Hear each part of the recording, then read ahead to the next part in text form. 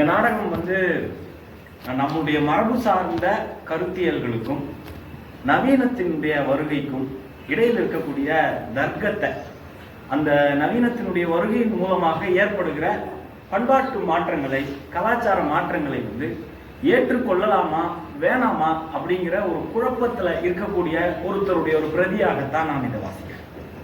இந்த நாடகம் வந்து ஏன் வேணும் அப்படின்றது நான் சின்னதாக ஒரு கருத்து சொல்லிக்கிறேன். நாடகம், கலை, இலக்கியம், இசை, இது மூணுமே வந்து மனிதர்களுக்கு, மற்ற உயிரினங்களை விட மனிதர்களுக்கு மிக முக்கியமாக தேவைன்னு நினைக்கிறேன். இன்னைக்கு இருக்கக்கூடிய மிக முக்கியமான ஐடென்டிட்டி கிரைசிஸ், அடையாள சிக்கல் அப்படிங்கிற ஒரு விஷயத்தை தான் இந்த நாடகம் பேசுது.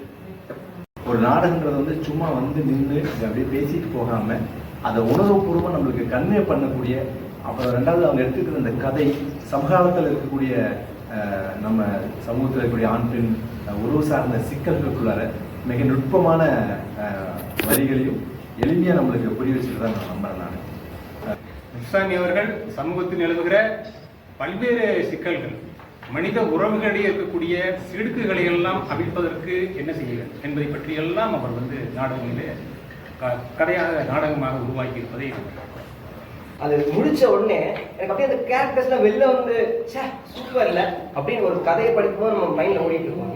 அதெல்லாம் வெளில வந்து பார்த்த மாதிரி இருந்துச்சு. அது வாஸ் மார்வெலஸ்.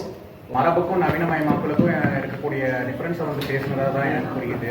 ஸோ மரபுலையாக இருக்கட்டும், ஒரு பெண்ணுக்கு திருமணம் நடந்து அந்த திருமணம் முடிவு நடந்து அது மறுமணமாக போகும்போதும் அந்த பெண்ணை வந்துட்டு மறுமணம்ங்கிற பேரில் ஒரு ஆண் சுரண்டப்படுறத விஷயத்தை பேசினதாக இருக்கட்டும். ஸோ அதே நவீனமயமாக்கல்ல அந்த பெண்ணுக்கு அந்த கருத்தரித்தலுங்கிறது ஒரு வாய்ப்பு வசதியாக மாறும்போது அப்பவும் ஒரு பெண்ணை ஒரு ஆண் எப்படி சுரண்டுறங்கிறத பேசின விஷயம் வந்துட்டு ரொம்ப நல்லா இருந்தது. ரொம்ப அழுக்கடைஞ்ச மாசடைஞ்ச என்னுடைய மனசுகளை இந்த நாடகம், இசையும், இலக்கியம் ஒரு 10% கழிவுகள் நான் நம்புறேன். அதனுடைய வெளிப்பாடு தான் நான் இங்கே நிற்கிறேன். கிருஷ்ணாமி சாருடைய பிரதிகளினுடைய வலிமை என்ன அப்படின்னா, எல்லா காலத்திலையுமே அந்த நாடகத்தினுடைய பொறுமை வந்து விவாதத்திற்குரியதாக இருப்பதுதான்.